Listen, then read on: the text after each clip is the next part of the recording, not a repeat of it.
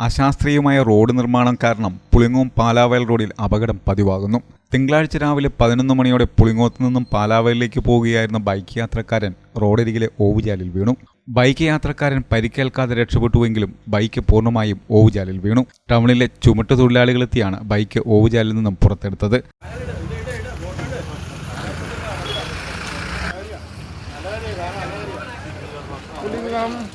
Bike नाला में गया आ गया।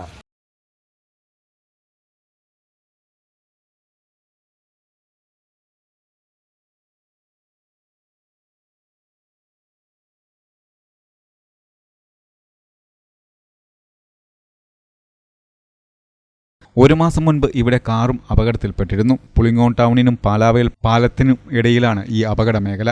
ഇവിടെ കുറച്ചു ഭാഗം ടാർ ചെയ്യാനുണ്ട്. റോഡിന് സൈഡിൽ ഓവുചാൽ തീർത്തുവെങ്കിലും സ്ലാബ് ഇട്ടിട്ടില്ല. നൂറുകണക്കിന് വാഹനങ്ങളും വിദ്യാർത്ഥികൾ ഉൾപ്പെടെയുള്ള കാൽനട യാത്രക്കാരും പോകുന്ന റോഡാണിത്.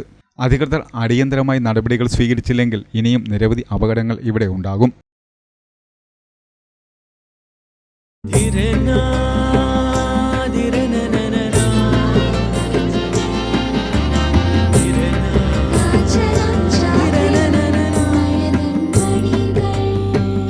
ചില ബന്ധങ്ങൾ പവിത്രമാണ്. കണ്ണും നിറയും മനസ്സും നിറയും. സ്വന്തം ജോസ്കോ ജ്വല്ലേഴ്സ്. ഇനി സംശുദ്ധമായ സ്വർണം ചെറുപുഴയിൽ.